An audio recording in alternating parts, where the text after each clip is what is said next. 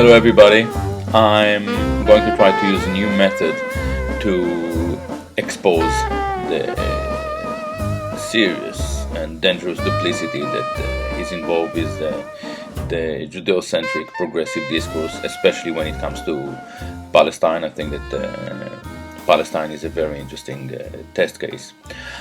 I read recently Max Blumenthal's new book. I was actually impressed. However, yesterday I watched Paul J at the Real News interview with Max Blumenthal, and what I saw there was extremely disturbing. It exposes a serious lack of integrity, and I want to share with you what I see there. I think that it is very interesting.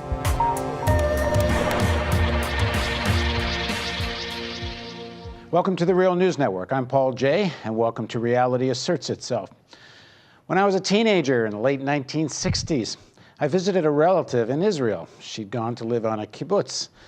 If at that time a political leader of Israel had talked in overt racist language, had talked about cleansing Israel of its Arab population, I think the people my relative knew would have been appalled. I'm actually pretty amused or disturbed by this gross lie expressed here by Paul J and his wonderful nostalgic vision of the 60s. Surely he knows that in 1948, hundreds of thousands of Palestinians were ethnically cleansed by the Israeli left, and there was no political discussion. Surely he knows that a similar situation repeated itself in 1967.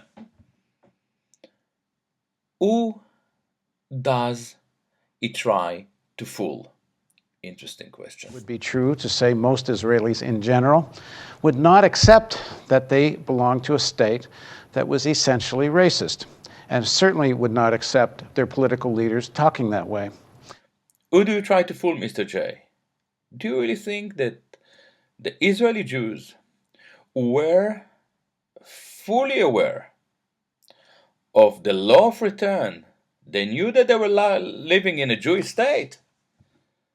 Do you really think that they were not concerned at all with the ethnocentrism of the state? Do you expect anyone to believe this nonsense? You know, many people will argue that if you have a state based on a religion, you're already into kind of a core of a racist idea. For some peculiar reason, the ignoramus Paul J is convinced that Israel is based on Jewish religion.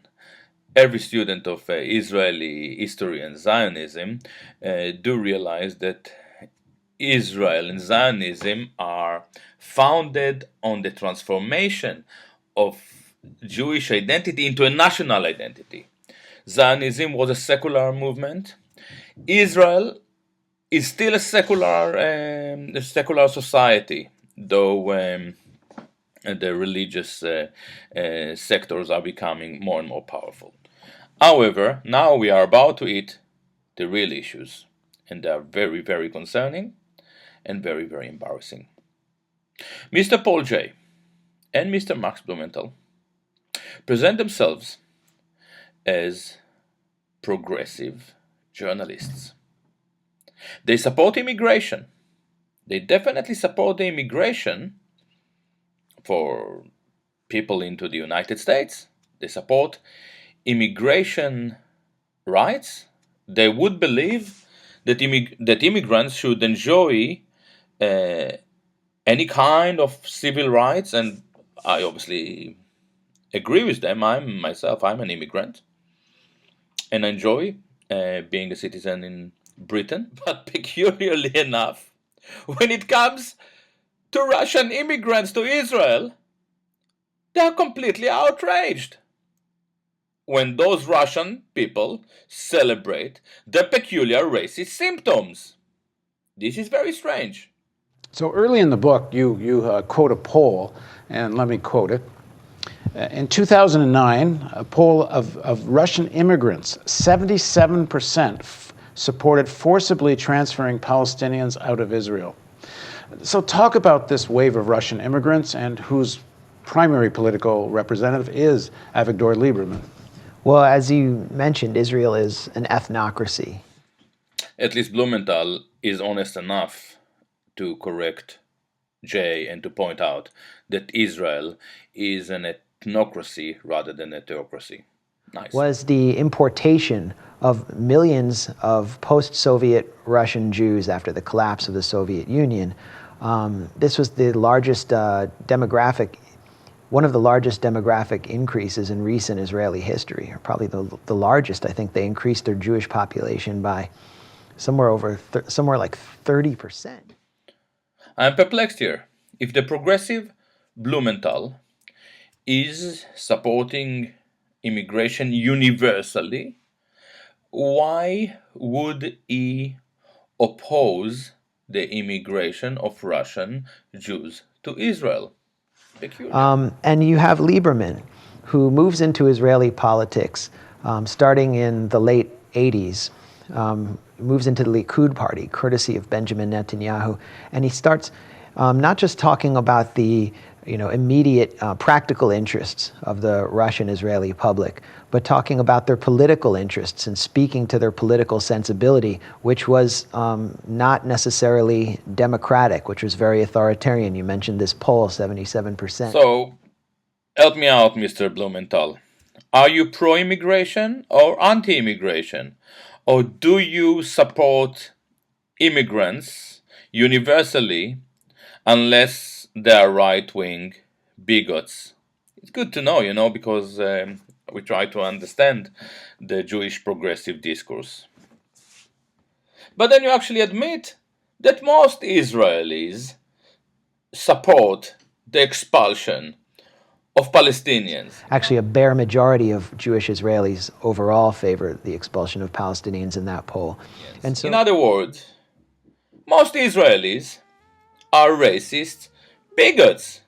In other words, Israeli politicians are actually a true reflection of the Israeli society. And then the most important question is why? Why the Israelis are so racist? Why is the Jewish state so racist? And why you yourself, Mr. Blumenthal, operate in Jews-only political cells such as Jews for Peace, or Jewish Voice for Peace, or Jews for something?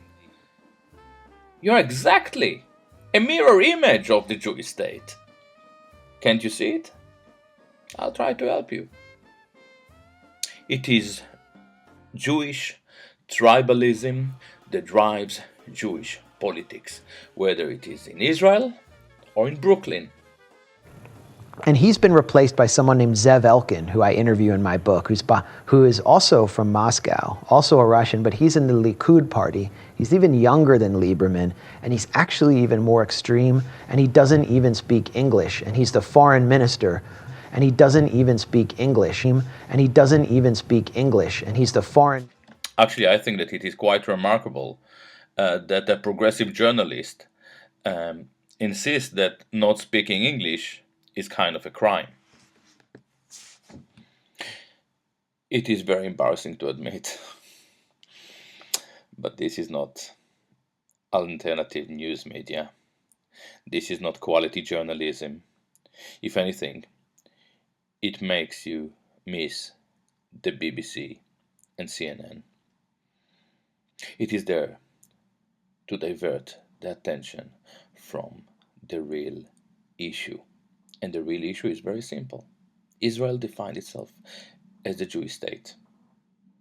The vast majority of the Jewish population support bigotry, racism, and it is about time we ask ourselves why the Israeli state is so racist, why its Jewish descent succumb to the exact same racist philosophy. What is it about Jewish secular identity? Where does it lead? where it aims? These questions are the questions that Blumenthal, Jay, and others are trying to stop us from asking. This is where we should start our inquiry.